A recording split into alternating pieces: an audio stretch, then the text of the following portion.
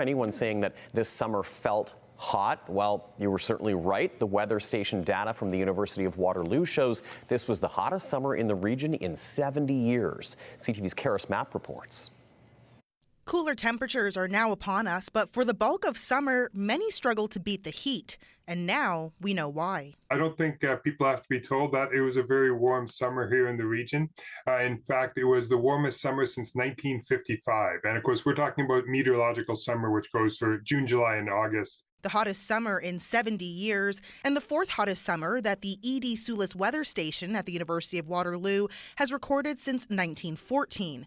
Fall doesn't officially begin until September 22nd, but experts continue to reflect on the intense heat. We saw 34 days over 30 degrees Celsius when, on average, typical summer, we only see 11. So you see, we saw 3 times more days above 30.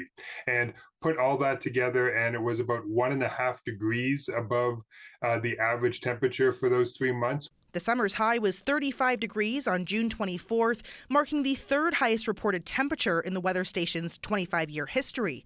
And none of that data includes humidex values. The problem is it's harder to get the long-term humidity going back many, many years. So it makes it harder to get those records going back that long for the humidex, whereas temperature, we do actually have some solid records for it. Air conditioning specialists say they also noticed the hotter season, leading to a busier year than usual. It wasn't just busy 1 week, off for 2, busy a couple days. There was a sense of urgency pretty much all year, and it maintained consistency. A mix of new unit installations and everyday calls for service. A lot of people in a frantic, panic state.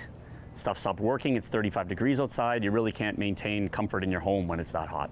Looking ahead, though, weather experts say the intense heat is not a precursor of what's to come. Certainly going to the winter, that's going to depend a lot on weather patterns and an El Nino and a whole bunch of other global patterns. So much too early to talk about the winter.